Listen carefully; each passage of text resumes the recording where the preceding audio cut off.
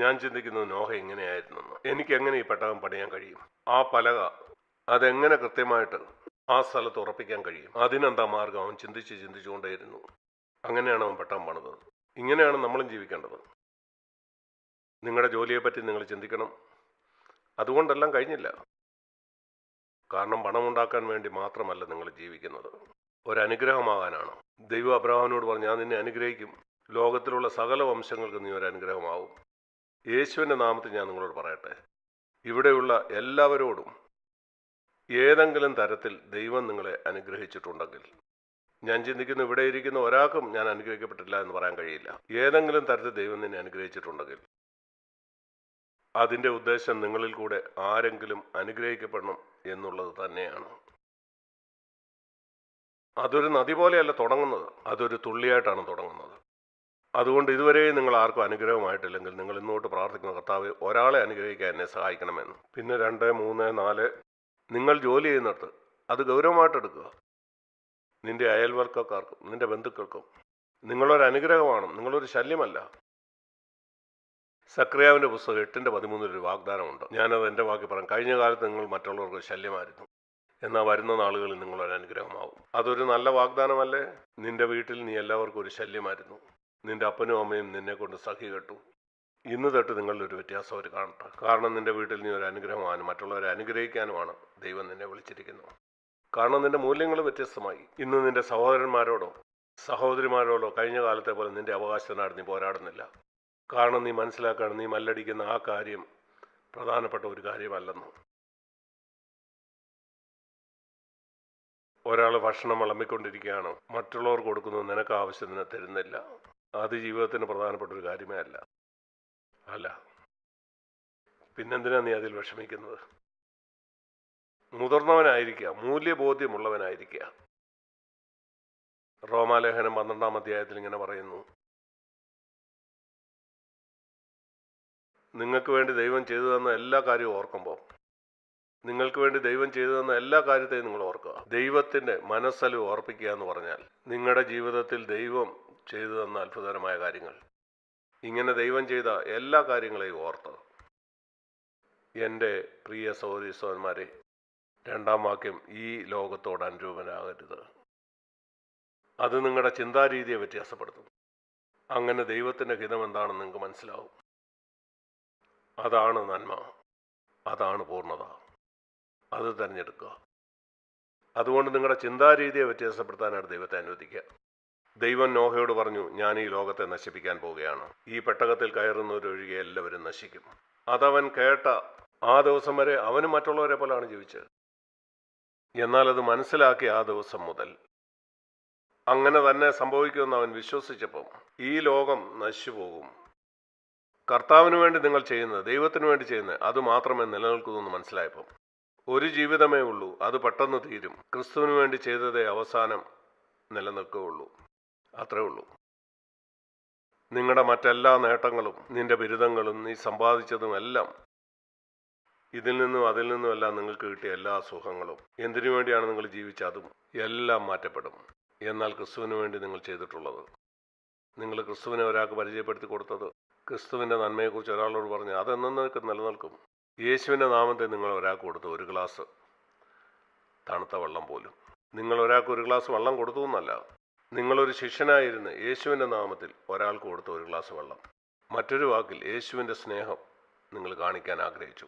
അതിനുവേണ്ടി നിങ്ങൾ ചെയ്തൊക്കെ അതെത്ര ചെറുതായിരുന്നാലും അത് എന്നേക്കും നിലനിൽക്കും, നിത്യത മുഴുവൻ നിലനിൽക്കും. അതുകൊണ്ട് നമ്മുടെ ചിന്താരീതി മാറ്റാം. നീതി പ്രവർത്തിക്കാൻ ക്രിസ്ത്യാനികൾ തീഷ്ണത ഉള്ളവനായിരിക്കണം. യേശു നന്മ ചെയ്തുകൊണ്ട് നടന്നു. തീത്തോസിന് എഴുതുമ്പോൾ അത് പൗലോസ് തൻ്റെ ജീവിതത്തിന് അവസാനത്തിലേക്ക് എത്തുമ്പോഴാണ് പല നന്മ പ്രവർത്തികളെക്കുറിച്ച് അവനോട് പറയുന്നുണ്ട്, പ്രത്യേകിച്ച് തീത്തോസിനോട്.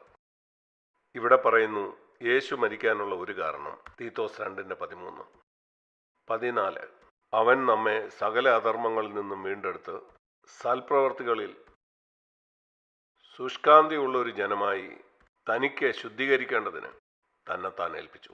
സൽപ്രവർത്തികളിൽ ശുഷ്കാന്തിയുള്ളവർ.